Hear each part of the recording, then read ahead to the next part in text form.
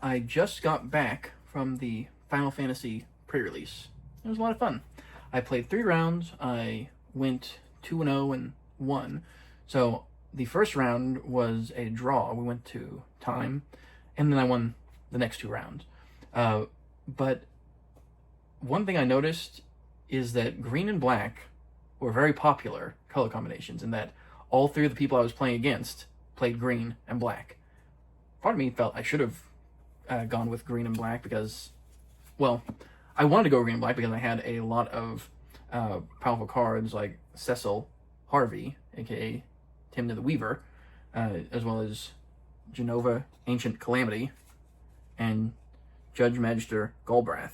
Now those are all powerful black cards. You know, these are green and black or white and black. But I ended up going white and green and then splashing red.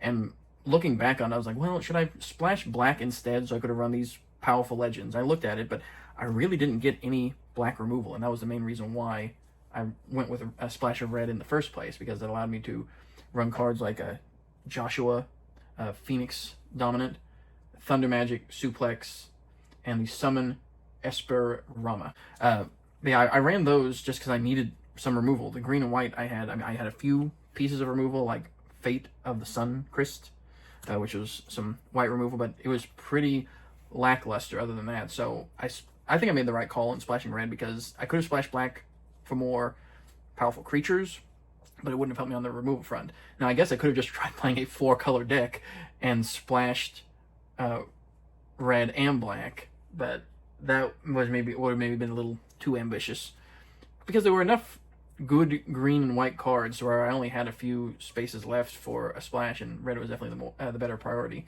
I kind of knew I needed to go green when I looked at my pre-release card, and it was this guy, the Ancient Adamantoise. Boy, these names are going to kill me here. An 8/20 with Vigilance and Ward 3. Damage isn't removed from this creature during cleanup steps. All damage that will be dealt to you and other permanents you control is dealt to this creature instead. And when this creature dies, exile it and create 10 tapped treasure tokens. So that's insane. I only got that creature out once. So the only time I got out the Ancient Adamantoise was when my opponent had a Summon Titan. And that was a 7/7 for 5 with Reach and Trample. And so he returned all land cards from his graveyard to the battlefield tapped. Then I played the Ancient Adamantoise, and so then on his next turn he had to sacrifice a Titan, but then another creature controlled gained Trample and +X+X, where X was equal to the number of lands, and so then he swung in with a 13/13 and just did 13 damage to the Adamantoise. So that worked, and that helped save me and helped me win a game in that instance. But when I knew that I was going to go green, I started looking, and the other best color option seemed like white. I was able to grab 2 of these, the Ambrosia Whiteheart legendary creature Chocobo, and that flash was just so helpful for saving creatures and being able to reuse ETB effects. It's downright disgusting with the Prishy's Wanderings, which is the ramp card. Sometimes I wouldn't even put the counter onto the Chocobo, but it was an amazing play to have, okay, end of turn 2, flash in the Ambrosia Whiteheart, and then on my turn 3, play a land, attack with a 3/2 Chocobo. There's blocks, there's no blocks, and then boom, play Prishy's Wanderings, and suddenly get another landfall trigger, and put a counter on the Chocobo, so instead of a 3/2 attacking, it's now a 5/3, and on turn 3. And that happened several times during the pre-release, and it was often a blowout. I eventually had to where people just wouldn't block the Chocobo just because they were afraid of the Prishy's Wanderings just eating their blocker. But I ended up going green-white with a token. I had a couple of the Aerith Rescue missions. This is one where you can either create 3 1/1 colorless hero creature tokens, or take 59 flights of stairs where you tap up to 3 target creatures and put a stun counter on one of them. And the stun counter is really mean against the Saga creatures, because my opponent's Summon Titan, I was able to tap down 3 of his creatures and put a stun counter on the Titan, so that one turn he could actually attack, he was tapped down, and it was just beautiful.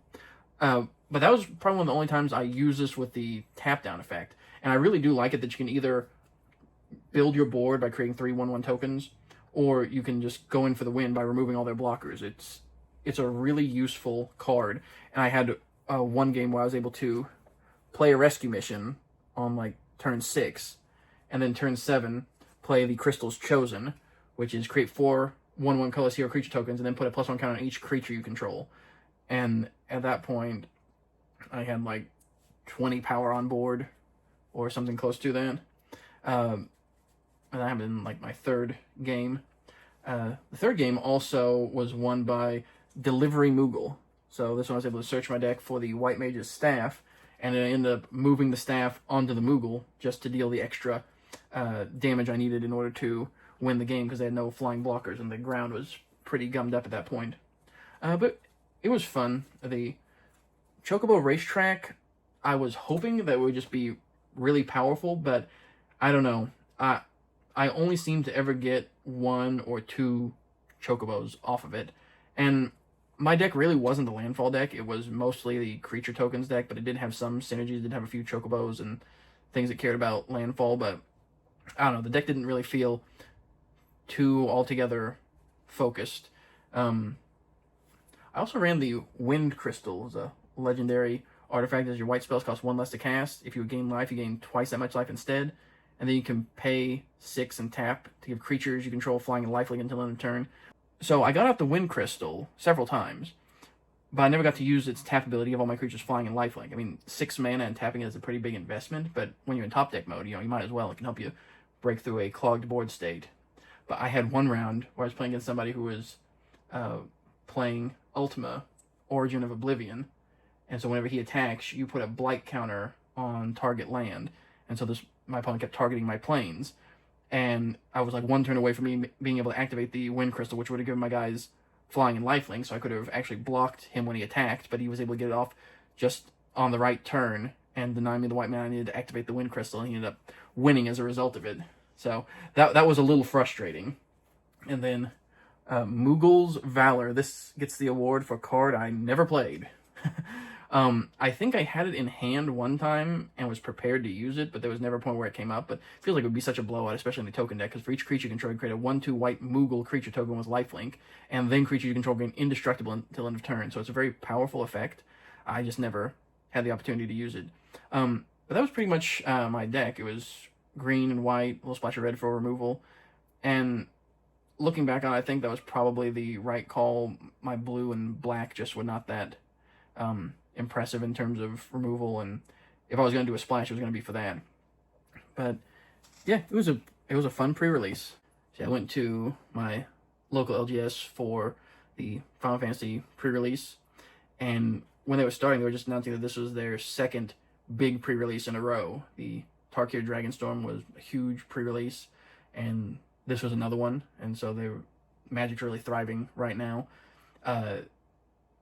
They had 90 people sign up for the pre-release, and the employees making an announcement were saying, many of you people came out for Final Fantasy. It's like, you're the real MVPs, and support the release. But then they kind of also added, and if you're a Magic player, thanks for coming. And so I thought that was funny that, when people talking about, this universe is beyond bringing new people, the stores definitely seem to think so, and they were acknowledging that, they care much more about the fans of the IP than they do about the bread and butter Magic players. Fair is fair, right? There were about half a dozen people there where this was their first pre-release. And they were doing like a lot of cool stuff. There's going to be a Final Fantasy music concert with live performances, with song selections from the different games. And so they were giving out tickets to that Final Fantasy music concert at the pre-release. So I thought that was pretty fun. Another thing that they gave out were special D10 dice.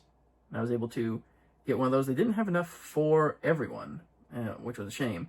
But there were just so many people there. They only got a limited number of them. So they just did a raffle for about 16 or so. And so I was able to be one of the lucky few that got it. Of course, they did the raffle at the end.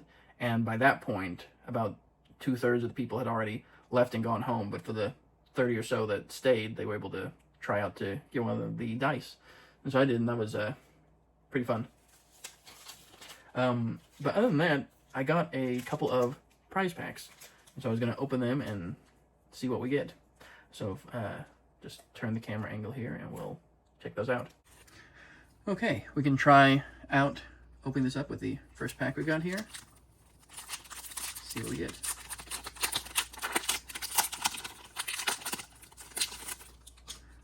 Copy, always useful. So we got the Namazu Trader, Airship Crash, Retrieve the Esper, Fate of the Suncrist, Red Mage's Rapier, Iron Giant, World Map, Lionheart, Snow Villiers, Galoof's Final Act, Ultimacia Time Sorceress, and this is the uncommon extra turn. That is double-faced. Vaughn, Street Thief. Quickern Merchant. And then the Windurst Federation Center. Well, it's a hero and copy token. Alright, so that was our rare. Street Thief. 3 mana 2/2. Human Scout. Rogues. Rogue. Human Scout. Whenever one more Scouts, Pirates, and/or Rogues you control deal combat damage to a player, exile top card of that player's library. You may cast it. If you don't, create a treasure token. When you cast a spell you don't own, put a +1 counter on each Scout, Pirate, and Rogue you control. Interesting. Alright. So that's the first pack. Open up the second one and see what we get. Looks like we've got a art card. So the Resentful Revelation, Chocobo Kick, Dreams of Laguna, Paladin's Arms, Sabotender, World Map, Hill Gigas, Eden Seat of the Sanctum, Lock Cole, Barrett Wallace, Fang Fearless, Ice. This is these names. Oh yeah, this is the one that's meld card. Whoa! We got the Buster Sword. That's awesome. Look at that. Pretty sweet. Equip creature +2/+2. Whenever a equipped creature deals combat damage to a player, draw a card. Then you may cast a spell from your hand with mana value less than or equal to the damage without paying its mana cost. Oh, that's sweet. And then Gigantode. Ooh, and a Foil Swamp. But still, Buster Sword is the definite pick out of the pack there. And yeah, we even got a signed art card, so cool. But yeah, wow. Buster Sword, that's a nice hit. Cool. So yeah, wow. Between Timna the Weaver and Buster Sword, like each of these cards are worth like $30. And the pre-release I went to, it was $45 for the entry fee. But those two cards alone paid for it. So it was a lot of fun. So thanks for listening. And I don't get to go play Magic and do pre-releases as often as I would like. But when I do, it's always fun to talk about them. So thanks for listening. And let me know how your pre-release went. We were able to go. What did you draft? How'd your games go? Any sweet pulls? Let me know in the comments below. And thank you so much for watching. And take care. Bye.